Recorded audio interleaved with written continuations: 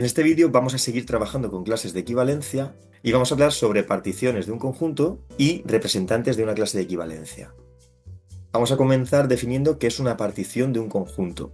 Sea X un conjunto no vacío y sean X1, X2, Xn subconjuntos de X, también no vacíos. Entonces decimos que la familia de los conjuntos X1, X2, Xn es una partición de X si cumple dos cosas. La primera es que X es la unión de todos estos subconjuntos, que ponemos así: X es la unión desde i igual a 1 hasta n de cada xi. Y la segunda es que la intersección de un xi con un xj es siempre vacío, con i distinto de j, claro. Lo primero significa que la unión de todos los subconjuntos x1, xn es todo el conjunto X. Y la segunda significa que cada pareja de subconjuntos xi, xj no tienen ningún elemento en común. ¿Cuál es la idea de una partición? Que esa partición separa en cajones los elementos de X. De modo que todos los elementos están en algún cajón, eso es lo que nos dice la propiedad 1, y solo están en un cajón, no pueden estar en varios, eso es lo que nos dice la propiedad 2. Si hacemos un dibujo representativo, pues tenemos que si X es todo esto, hacemos trozos en X que no se solapen. X está dividido, por ejemplo, en estos 5 subconjuntos y esto forma una partición porque cualquier elemento de X está en alguno de ellos y solo en uno de ellos. Hemos definido lo que es una partición para un número finito de subconjuntos, pero observación, una partición podría tener infinitos subconjuntos en realidad, mientras cumplan lo mismo. Y observación 2, importante, y es que las clases de equivalencia de una relación de equivalencia, se entiende, R, definida en X, conforman una partición de X. Vamos a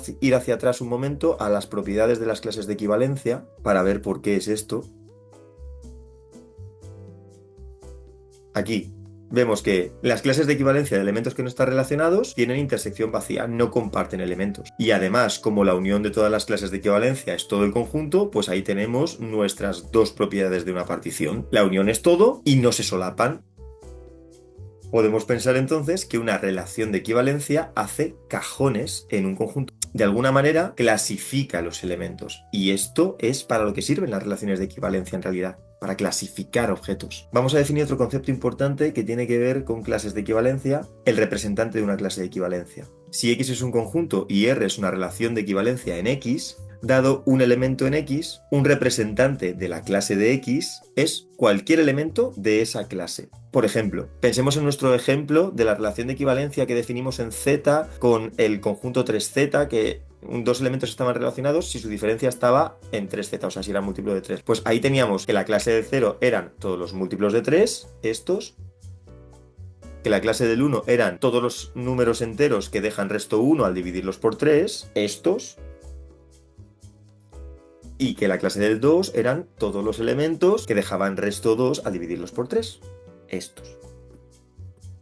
Bueno, pues podemos elegir como representante de la clase del 0 cualquier elemento de ese cajón de esa clase de equivalencia. O sea que la clase de equivalencia del 0, el 0 es el representante, pero la podemos llamar clase de equivalencia del 3 o clase de equivalencia del 6 o de cualquier elemento que esté ahí metido. Debe dar igual el representante que tomemos a la hora de trabajar con la clase de equivalencia, porque digamos que el representante es como una etiqueta que ponemos en el cajón y dentro están los elementos, pero me da igual que el cajón lleve una etiqueta con el 0, que lleve una etiqueta con el 3 o con el 6, porque a mí lo que me importa son los elementos que hay adentro, y los elementos que hay dentro no dependen de la etiqueta. Cualquiera puede ser el representante, pero se suele establecer un criterio para elegir un representante de la clase. Por ejemplo, en el ejemplo anterior, tomar el menor entero no negativo, aquí pone no nulo, no negativo porque el 0 es nulo, como representante. Entonces los enteros no negativos más pequeños son el 0, el 1 y el 2, pues tomamos esos como representantes.